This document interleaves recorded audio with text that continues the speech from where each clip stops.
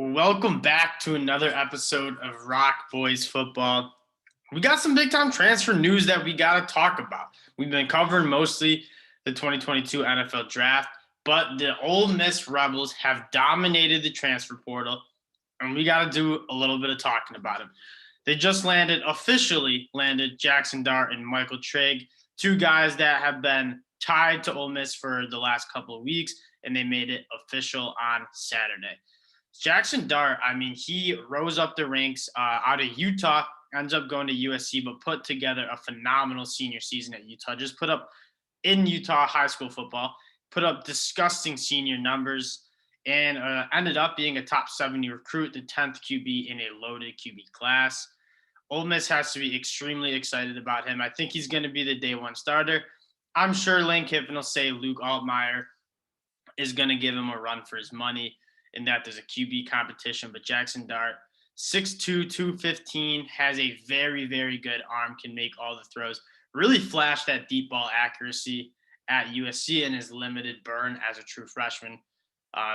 He can move a little bit too, so I think he will be a great replacement for Matt Corral, and that offense really won't skip too much of a beat with Jaxson Dart at the helm. But a guy that just isn't really getting talked about and seemed to go just kind of under the radar. The college football playoffs and conference championship games were happening when this dude commits to Zach Evans. He was the top 20 recruit in the 2020 recruiting class, the second ranked running back in the class, and the only behind Bijan Robinson, who's an absolute stud. And this Zach Evans kid, man, I think he's an upgrade from the running back core they had last year.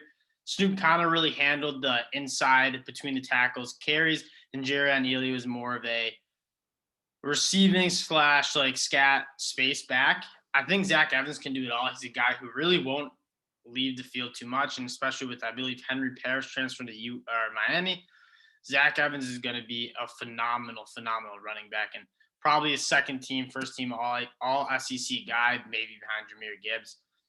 But Zach Evans is extremely explosive in space, has burners to just beat safeties to the edge and score big-time touchdowns. Lane Kiffin's going to have a field day with this dude. He's very good out of the backfield as well. Jerrion Ealy was good in the offense, but I think Zach Evans is a little bit more of a complete back who can run between the tackles hard, but also make people miss in space and hit the big play. And Michael Trigg, it seemed like Jaxson Dart and Michael Trigg were kind of a package deal coming from USC. Michael Trigg also plays hoops. I believe he was supposed to play hoops at USC. I think he'll play hoops at Ole Miss too. But, I mean, you can tell he plays basketball when he's playing tight end.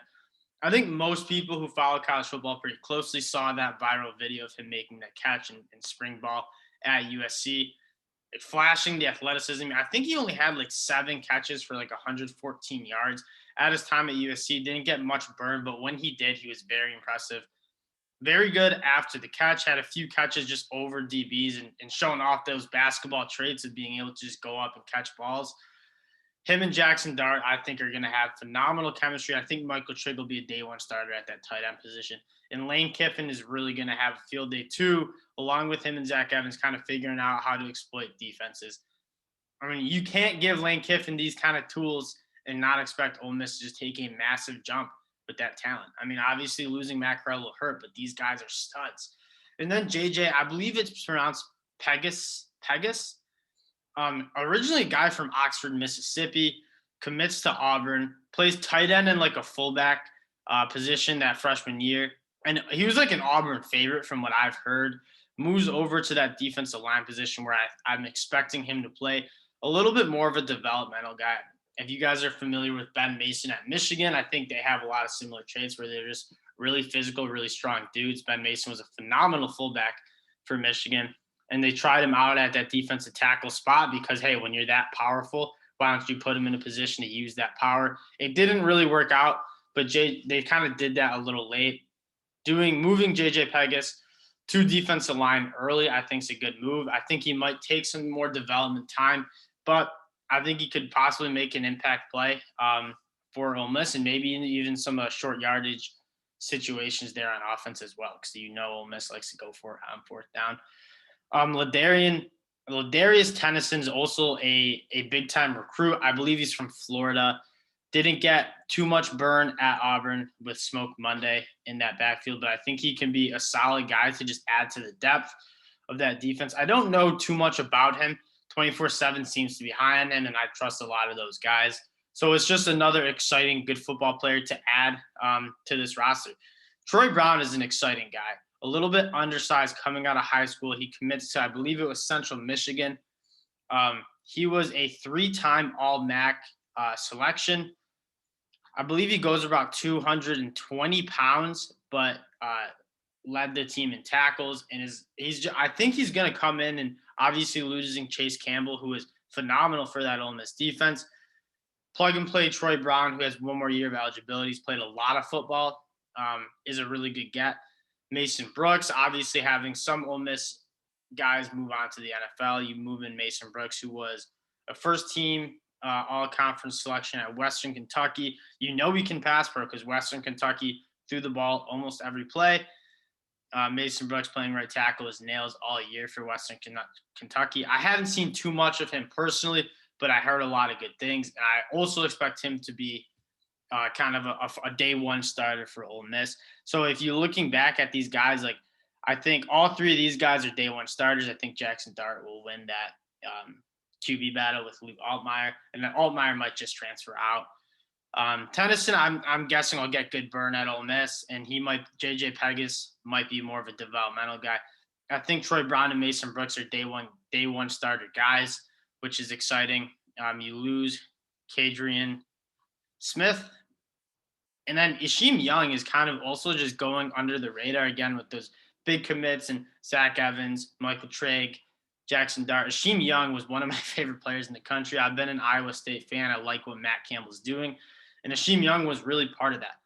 Just a hard-hitting physical safety. He's gotten kicked out of a few games for targeting.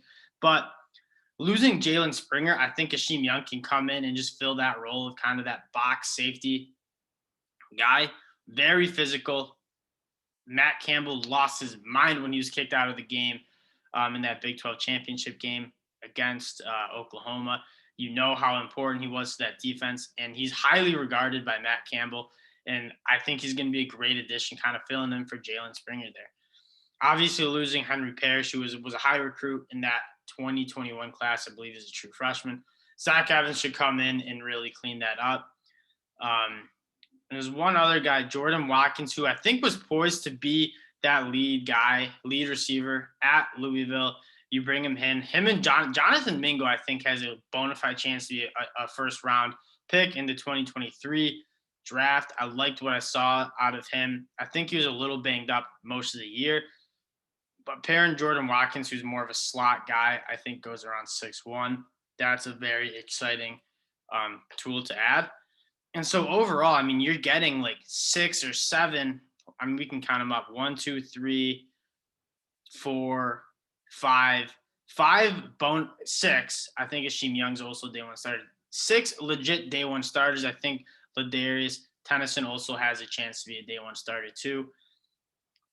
I mean, that's a lot of guys to haul in a transfer portal. And I'm not a huge fan on like building your team through the transfer portal. I still think getting guys out of high school, developing them is the way to build a program. But you've seen teams like Alabama and Georgia go through the portal and fill in key holes to make your team better. And I think Ole Miss is doing just that. Again, losing Chase Campbell, kind of your leading tackler, stud in the middle of the defense. Bring in Troy Brown, who's played a lot of football and probably will be a day one starter at that middle linebacker spot.